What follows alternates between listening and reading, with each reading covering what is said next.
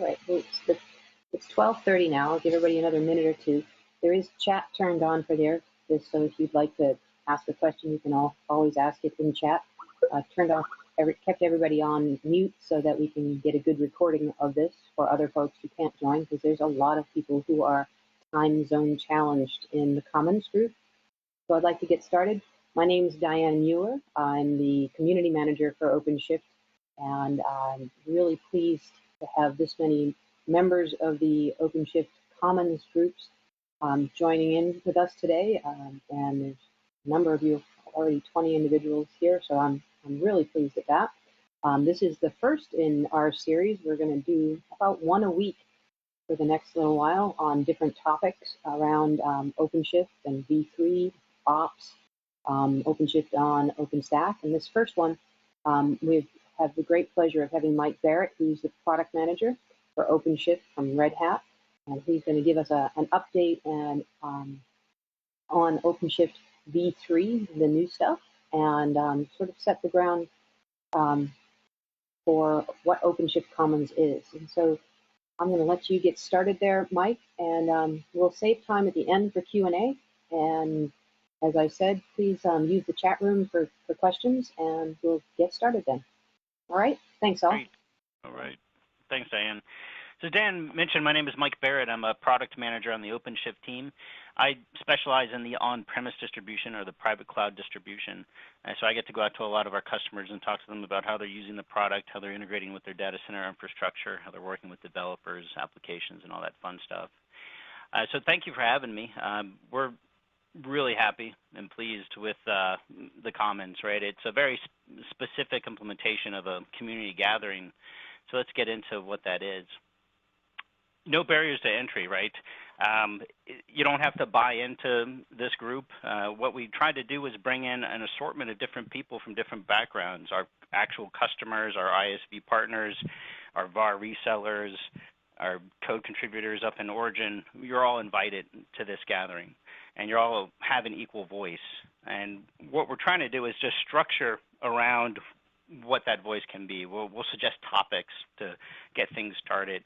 We'll hope that you guys will start interjecting with each other, explaining how things are going. So that's really the premise of the Commons, to really bring our larger community together. It's a meeting place, right? It's a dynamic website, and it's more than anything else an information repository. It's another place to get more information about what we're doing with the product, what people are doing with the product, more importantly. So we have a lot of customers at this point in the community. This is a way for you guys to start talking to each other from a peer point of view, to share your interests and goals. I can't tell you how many times I've been in customer meetings where I wish another customer was there, and many of our customers want that opportunity to reach out to each other without us in the middle. So it really is the next step for the product. Once you have this many customers, it's just a natural progression, and we're ready to take that further with you. You don't have to be a code contributor to be part of this community, right? We can better the documentation. I can get feedback from user stories. We can talk about the UI design. We can talk about the coloring. We can talk about pull requests. We can talk about just about anything you want to talk about, how you've implemented the product at your own data center, how you've mitigated DNS or DMZs, or did global routing, or found a solution for shared storage, or integrated it with a continuous integration tool set, or got into a larger Git deployment. These are all things you can start sharing with each other and with the community. Participation, lots of different places to get involved. Foremost, it's an email alias, right? So OpenShift-Commons has been active now. If you haven't sent an email out there to OpenShift-Commons, please do. Introduce yourself to the other members that have signed in and said that they wanted to be part of this community. It's a nice icebreaker. Just give a little bit about yourself and why you joined. Other than that, we are on all the classic social media conduits, right? The more important ones for this community, I think, we're going to be the Trello boards. If you have not looked at the OpenShift Trello boards yet, totally do. there's a lot of information there about where we're headed and a lot of information on where you can contribute back to that open source project. All of our developers are on IRC, so that's another great area to grab onto. Diane runs our Google Plus community. I think we're over 1,000 members at this point, so that's another one to join. Facebook isn't as attractive for, I would say, this community. Blogs are definitely. In fact, if you ever write a blog on the product, just ping us or the community, and we'll point some social media in your direction. The SIGs, or the interest groups, are going to be important. We have 2 interest groups right now. We have platform as a administrator, somebody who owns the PaaS, keeps it up and healthy, deals with a lot of the day-to-day operations. A lot of those topics are very specific, so we have an interest group on that side. And then the next one is where we're going with the version 3 product, which I'm here to talk to you about today, and nuts and bolts and designs and all that fun stuff. These briefings, which this is an example of, are going to be on BlueJeans, so that's where you're going to be able to hit us up, just like you did today, and find out more information about the coming topics. So let's talk about the next generation. This is a product that is under active development right now. It's OpenShift version 3. We're asking our developers to maintain 2 code chains right now. They work on the 2.x and the 3.x. We don't want to stop cold turkey on 2.x. We're still putting features into that, and we'll continue to do so. That end-of-life support date is well into 2016, so we understand it's going to take a while for our larger customers to migrate over to 3.x. When we look at 3.x, it's got a lot of great components that I'm going to get deep into.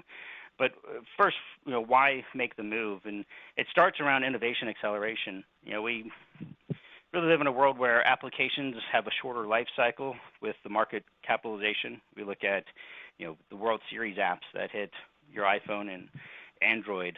A lot of people made a lot of money off of them, and how many of them are making money off of them right now? So it's a smaller window to get in and get out. It's also a more innovative, more cycles during innovation, right? We're not just doing paper processes and doing simple CRM relationships with our customers. We're doing larger analytics. We're doing hit and misses, and we're really mapping the next generation application. So we need a platform that's going to allow us to really innovate, spend a lot of cycles, but not be forced to eat that cost, not be forced to stand up that infrastructure.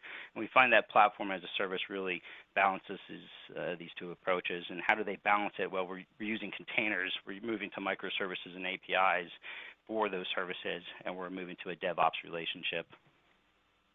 So where are we innovating? What is new about this platform? So right off the bat, it's based on RHEL 7. We're moving away from RHEL 6 and onto the RHEL 7 with this platform. RHEL 7's got a lot of namespaces that we require to pull this off. We also have Atomic has a new distribution of RHEL 7 that I'll talk about on the next slide. If you're stuck on RHEL 6, we can totally run RHEL 6 workloads. We just run them on top of a RHEL 7 host. We just run them in the guest container, so no problem there. Container model changes drastically. We move over to a Docker model from our Gear model. This allows us to pick up more namespaces like the PID and the network. Allows us to do some more real IP work and other features.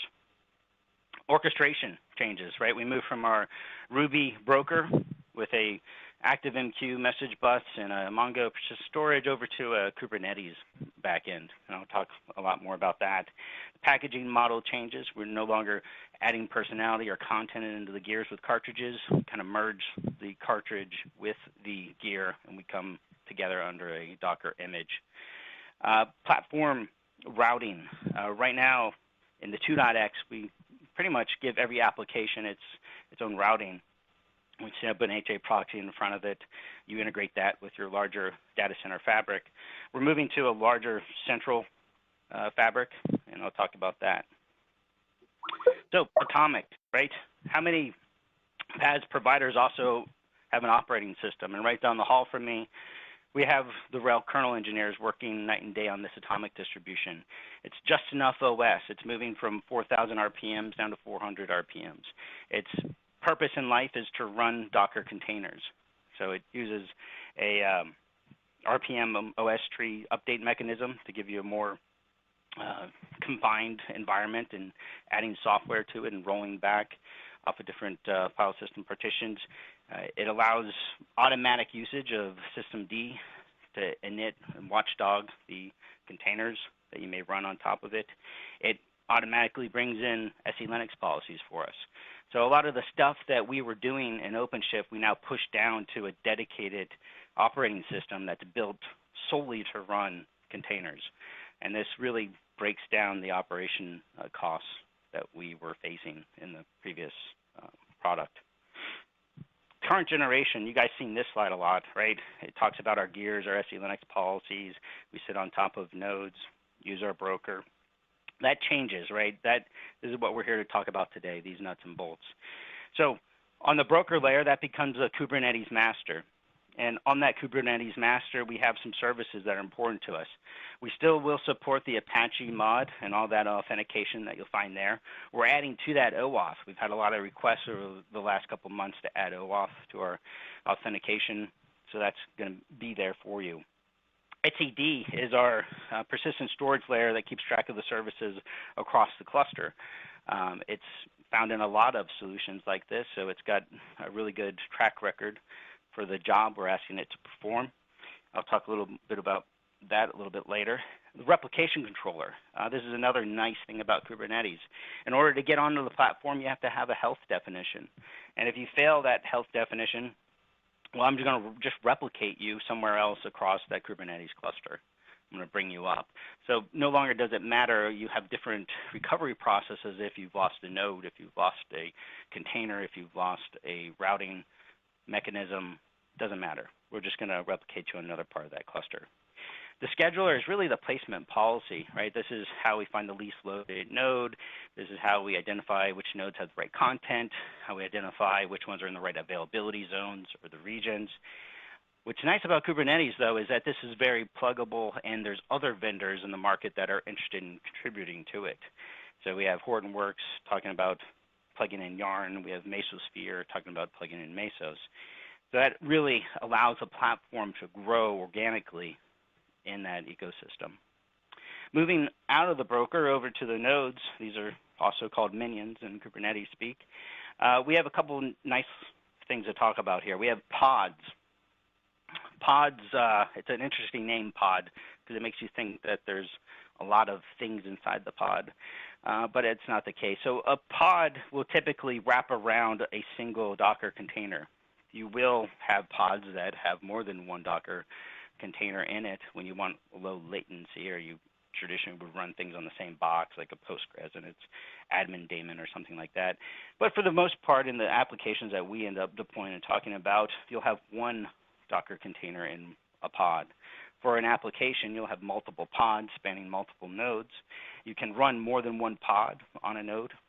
What's really clever about the pod design, though, is that it holds the definition for the shared storage and the network for that Docker container.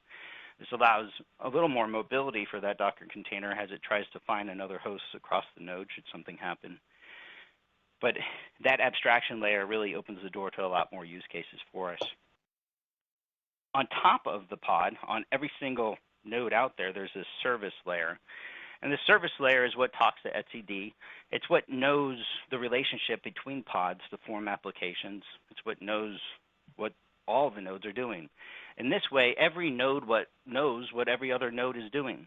So it's very easy for us to replicate and to move things around if everybody knows what everybody's doing. And the brain trust of that relationship is that etcd. We have one routing layer, right? You don't see a HA proxy standing up in front of every application anymore. You'll have one. It'll be for the platform. It'll be customizable. It'll be HA'd. You'll be able to integrate it with your own data center fabric. But we've had a lot of requests to move to a central routing layer. The developer experience changes, right? We want to keep the developer experience that we have today. The developer shouldn't have to know anything about Docker, just like he didn't have to know anything about gears. He can come in at a code point of view from his IDE, from his Git, commits, whatever the case may be. That stays the same. We stand behind that 100%.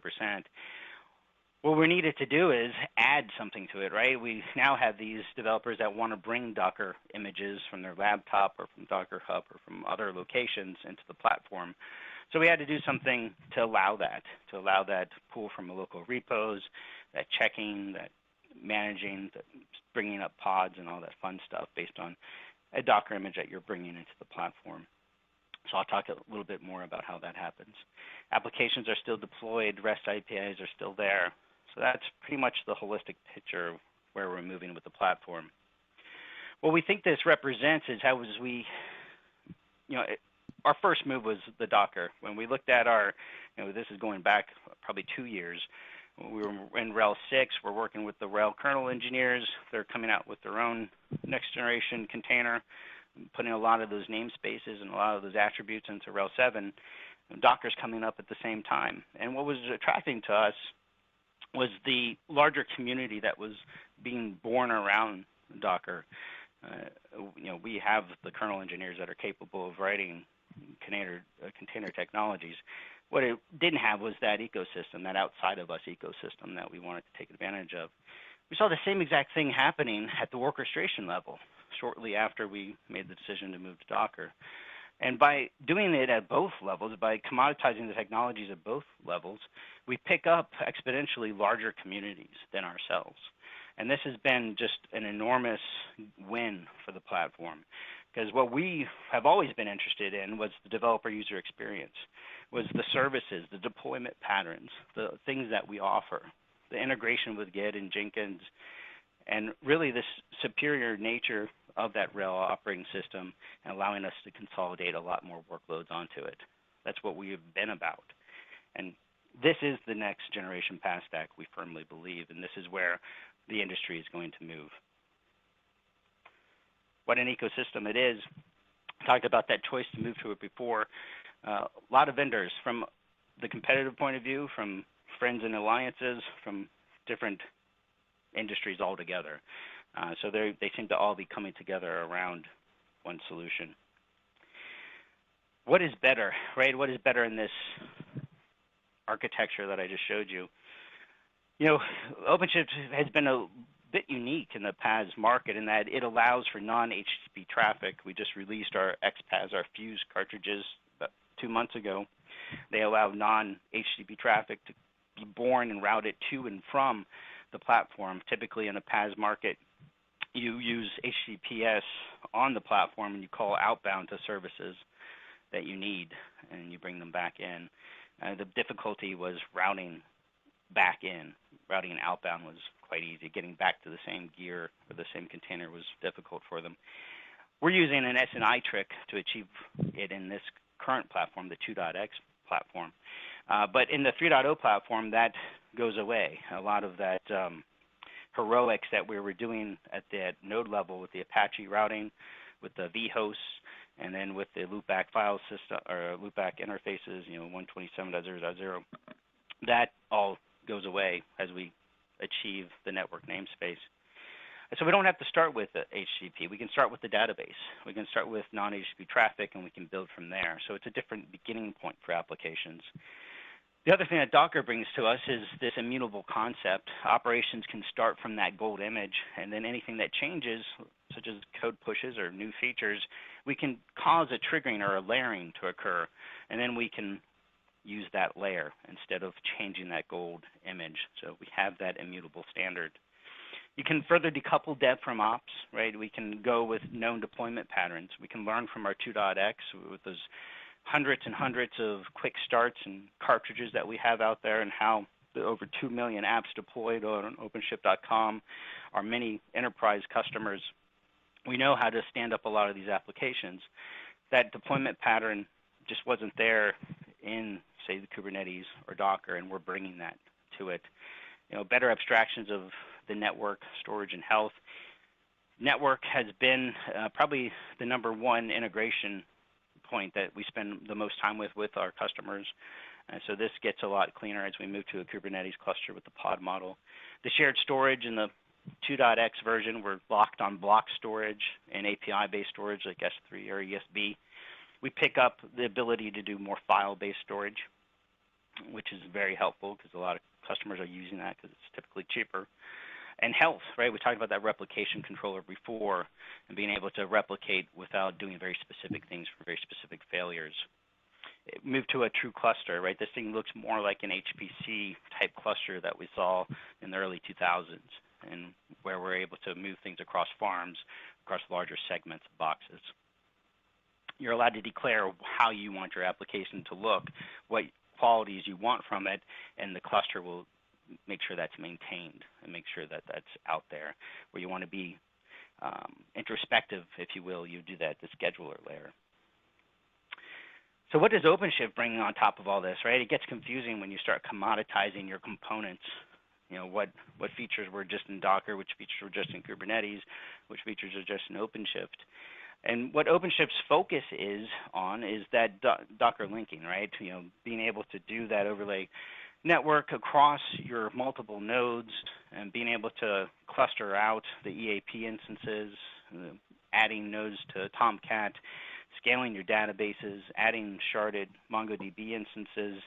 You know, this is what the world that we live in. This is where we want to be, and we're able to bring that to that Docker linking projects. Around the user experience, right, we're more interested in the developer projects. We're more interested in seeing a project be born with team members being in different roles, with seeing usage of resources or IP and other things. That's what we want to track from the developer point of view of a code project. And it doesn't necessarily need to be a developer. It could be a service admin or an operations admin that owns that project and delegates out. The next one is the big one, right? This is, you know, if you looked at our existing user model in 2.x, our workflow, it's very source code based and binary deployment based. It's adding content to applications, adding new features to applications. And to do that, we needed to bring that over in an open source project called Source to Image that I'll talk about in a little bit. But that allows us to give a developer a Git workspace or an IDE workspace, have them commit back and have just magic happen, right? Have Docker layers be born on the right atomic node, on the right shared storage, on the right pods, and bringing those up with the right routing. So that's a lot of heavy lifting that we're doing for that developer. Deployment patterns we already talked about. Moving things across the life cycle is important as well, right? We want to be able to promote code from different environments. We want continuous integration solutions such as Jenkins to be able to target different projects that represent different life cycles for that application. And that's something we want to come out of that box with. So source to image, this is a really cool open source project out there. If you just Google OpenShift source to image, or STI, we sometimes abbreviate it to, this brings up the main use case that we have, right? From a developer point of view, knowing absolutely nothing about Docker, absolutely nothing about Kubernetes, to be able to just commit back off of a Git, to either work in his IDE, see his project, and have that rolling, right? Have that rolling of the Docker layers, identify a Docker layer, push it back to that Kubernetes pod, bring that pod relationship with the Docker linking and the overlay networks to the other parts of it, form that route. Maybe it's a DNS route, maybe it's non-routable DNS. All those things are just automatically happening for us. It also gives us a cleaner, more scientifically pure rollback mechanism. I know that I'm going to roll back to a very specific layer of Docker, a very specific image, and that's helpful for operations. So the other side of this is the platform, Kubernetes, underneath us, needed some more intelligence to it around our use cases, and that's what we're bringing to it, a more intelligent platform based on the things that we care about. And what do we care about? We care about changes in source code, right? When somebody commits a line of code, we want to recompile, relayer, and push. When Jenkins wakes up off of a failed or a working smoke test, we want that to work. When a vendor provides a new binary in his Docker hub to update his application, we want that to wake us up and do the redeployment. So we're doing a lot of automation around a lot of the things that people who use PaaS care about. They care about their binaries, their applications, their source code, and their continuous integration code the path to production. That's where we want to live, and that's what we want to provide. So at the end of the day, we want a very repeatable and a very fault tolerant across that farm and a very automated process as you move your applications around. Where we're focused on spending our R&D is around this triangle, this layer. It's really around the spanning of infrastructures, right? No longer are we seeing people that are running in private and public. And we've seen that for a couple years now. We see people who want to actually span both private and public with a business service, and that's bringing new and exciting opportunities to the forefront. Containers, we've always been about containers and we always will be about those containers. We find the Atomic project to be extremely exciting in the fact that we have so many kernel engineers working on that and making our platform, pushing a lot of that intelligence we had in 2.x into that host. We get to just capitalize on that in a more fluent way, which lowers that operational cost. Microservices, right? Breaking up teams, breaking up monolithic applications, forming independence of features, right? I can risk mitigate as I move into continuous integration and delivery if only one part of the larger application fails. And that allows me to really push the needle and get to that market a lot faster. DevOps, right, is basically finding tools that give me a way to define the relationship between two working groups, to allow operations to guarantee the qualities that they want, right, that resiliency, that uptime, that efficiency, that utilization, and then have the devs hop on and be able to think they have full control over that. I have root, I have all these other abilities to see log files as if I'm on a real operating system, and it's a trapped environment. So DevOps is definitely fluent, moves into larger value adds such as continuous integration and continuous delivery, and that's part of the triangle that OpenShift wants to be a part of. So as we look at our community, this is the community components that we're looking at bringing into the commons, right? The people who, we have a lot of CCPs, what we call cloud providers, joining the commons. You'll see and you'll hear their voice and what they want out of it. You'll have companies that are into that Docker ecosystem that want to make sure that their images run on the platform, so you'll be able to hear from them. We have microservices. We're at the forefront with our Fuse portfolio and our new Feed Henry acquisition of moving to a lot of these architectures for applications. We're bringing a lot of people in their communities into the commons. And then on the DevOps, we've historically had a strong DevOps presence within the open source communities that follow RHEL and Fedora and CentOS, and we find them joining the commons. So you'll get to hear at each one of these layers a lot. So call to action, I already mentioned totally hit that email alias, introduce yourself, but I want to give you some ideas to start chatting about, start kicking around some ideas, where we should go. But in order to do that, you guys have to get your feet wet. So definitely hit these URLs, and you'll find there's an Alpha 1 drop of the version 3 product. In 30 seconds, you're pretty much going to stand up with Kubernetes, Docker, and that source-to-image solution without knowing it, knowing anything about it. That blog will actually walk you through the steps. You can just copy and paste these commands, and you'll get a good feel of what it feels like to stand up a pod that has a Docker repo in it, to pull an image, to subscribe to a webhook out on a GitHub for a code change, to have that code change go ahead and relayer an image for you, to go ahead and have that image fail, and then have the replication controller bring it back online. So you'll get to see all those components working already in the dev concept Alpha 1 drop. The next drops are coming. We'll have one once a month. So December's will be coming up here. We'll add that project concepts and the multiple users. You'll get that RSC command line back. You'll see multi-node deployments. Right now in the Alpha 1, it's pretty much on one laptop that you'll be working with, but you'll be able to add in more minions. You'll get that platform router. You'll get a Docker repo integration that's outside of the product. And then in January, we'll bring in that browser user interface. We'll talk about more of these Kubernetes components that we can integrate and leverage.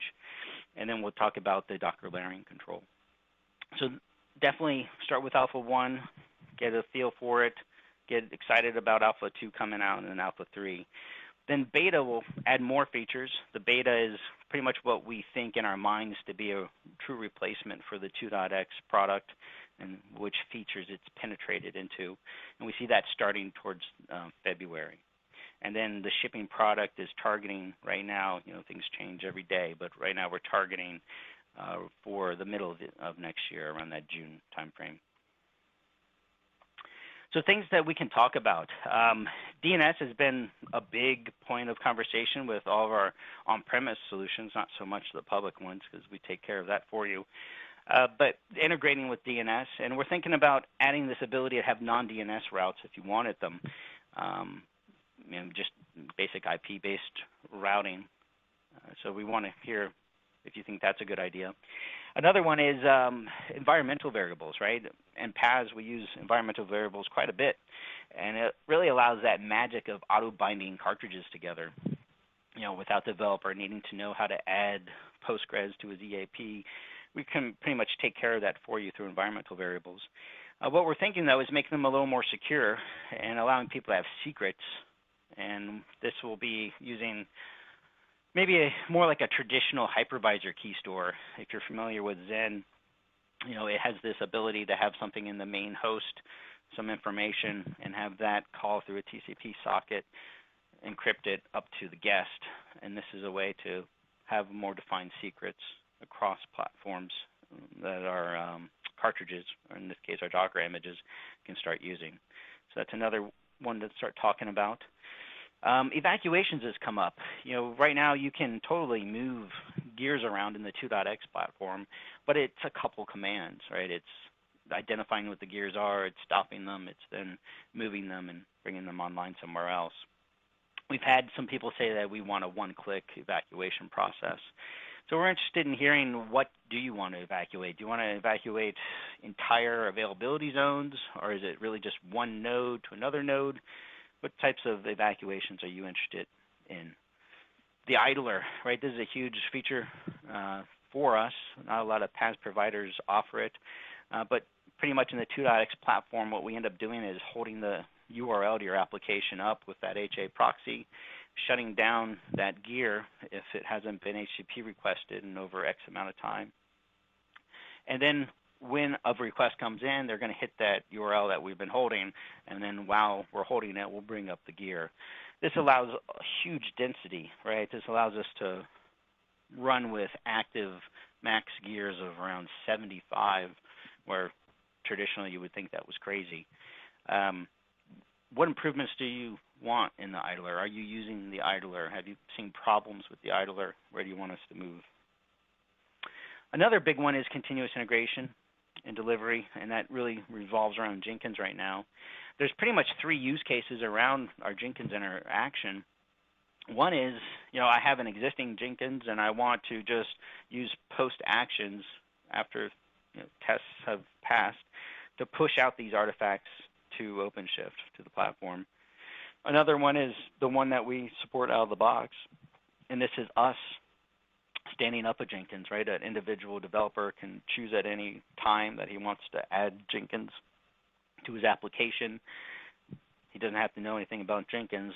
We just give him that cartridge, he adds it, and then when he builds, it builds off on the Jenkins, and it'll push that to his environment when it's done, the binary. Have you had problems with that? Do you want to see more extensibility in what we're offering out of the box in that area? And then the third one is, if we were to have an external Jenkins, would you want it to use OpenShift as build slaves and then push? That makes it a little bit different than the first one. So those are the 3 areas that we're kicking around the Jenkins use cases. If you favor one over the other, let us know. Let the community know. Let's have a discussion about it. Okay. So that's yep. There's a couple of questions coming in if you're ready sure. for those. Yeah, let's look at the questions. They're in the chat, but Joseph is asking, what would be the recommended OS? RHEL 7, Fedora 20, 21 for development? Right. I have my personal opinions, but you can go for it from product management. Right. So, I mean, we love RHEL 7. That's what we're going to make sure it works on. But the Fedora 21 is a good candidate. I think, Diane, do you know what we put out on Origin or OpenShift.org? I think we're using CentOS 6.5, and that's what I've been testing with, and CentOS 7. Great. Any of them What should was work the nicely. So the other question was, right, any thought on Go as an alternative to Jenkins or Go CD? Yeah.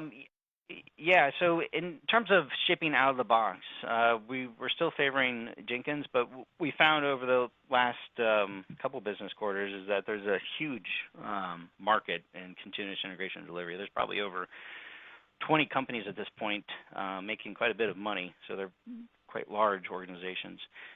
We want to make sure that we're open to all of them, that we work with all of them. And it really comes down to that API at the end, the post-action APIs. So we just want to make sure that our REST APIs are callable in a fluent manner with whatever anybody else is doing. But for the most part, I think right now we're going to stay with Jenkins for the out-of-box solution that we provide. Again, I'm not seeing any other questions. I'm going to say that if you have questions, you can always ping someone on the IRC channel on OpenShift or OpenShift-dev, and we highly encourage you to post it to the OpenShift-Commons mailing list, which you should all be members of, and if any of you are not, just give me a shout and I will add you in. I think we've got most of you on there, and please do introduce yourselves there. We'll wait and see if there's any other questions that come in.